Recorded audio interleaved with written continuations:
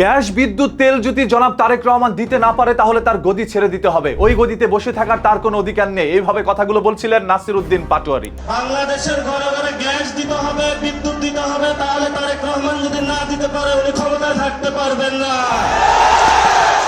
আমি ছোট্ট একটা স্মৃতি বলবো, 2013 সাল বেগম খালেদা জিয়া ঠিক এই জায়গায় বক্তব্য দেওয়ার জন্য এসেছিলেন।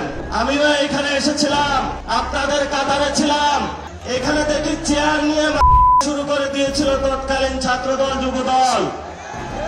ওই সময় বুঝেছিলাম এরা হাসিনাকে ফেলাইতে পারবে না।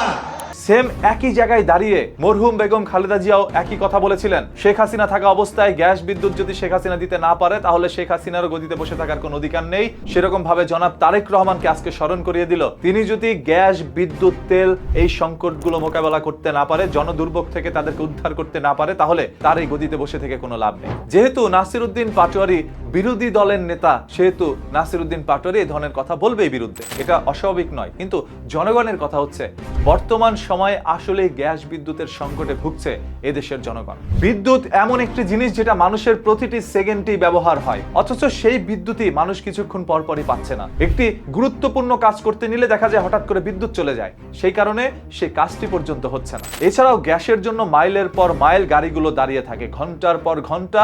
যখন লাইন শেষ করে সে পাম্প পর্যন্ত আসে, শোনে গ্যাস শেষ হয়ে গিয়েছে, গ্যাসের চাপ নেই। বা কেউ কেউ গ্যাস পায়, সেটা আবার 100-200 টাকা। পর্যাপ্ত পরিমাণ গ্যাস না পেয়ে বিপদে পড়েছে আজ বাংলাদেশের লক্ষ লক্ষ চালকরা। এই গ্যাস বিদ্যুৎ তেলের সংকট মেটানোটাই সরকারের সর্বপ্রথম কাজ এখন। আদারওয়াইজ এই সকল জিনিসকে কেন্দ্র করে মানুষের মন থেকে একটু একটু করে এই সরকার উঠে যাবে। দেখেন, বিদ্যুতের সংকট কিন্তু জনাব তারেক রহমান আসার পরেই হচ্ছে এমন কিন্তু নয়। আগে থেকে বিদ্যুতের সংকটটা ছিল, তেলের সংকট ছিল, গ্যাসের সংকটও ছিল। কিন্তু বর্তমান সরকারের দুর্ভাগ্য হচ্ছে তিনি সরকারের চেয়ারে বসার পরেই পুরো বিশ্ব বাজারে গ্যাস এবং তেলের সংকটটা দেখা দিচ্ছিল। হরমুজ প্রণালী বন্ধ হয়ে যাওয়ার কারণে পুরো বিশ্বেই তেল পাচ্ছিল না। ওই অবস্থায় বাংলাদেশেরও তেল না পাওয়াটাই স্বাভাবিক। এটা জনাব তারেক রহমানের একটি দুর্ভাগ্য। এটা আপনারা ওইভাবে ঢালাও ভাবে সরকারের উপরে চাপ দিতে পারেন না। আবার এটাও সত্য, সরকারের এই দুর্ভোগ থেকে জনগণকে উঠিয়ে নেওয়া তার দায়িত্ব। তিনি তার দায়িত্ব পালন করুক, আমরা সবাই এটাই চাই। নাসিরউদ্দিন পাটোয়ারী যে কথাগুলো বলেছে, এই কথাগুলো আপনাদের কাছে কি মনে হচ্ছে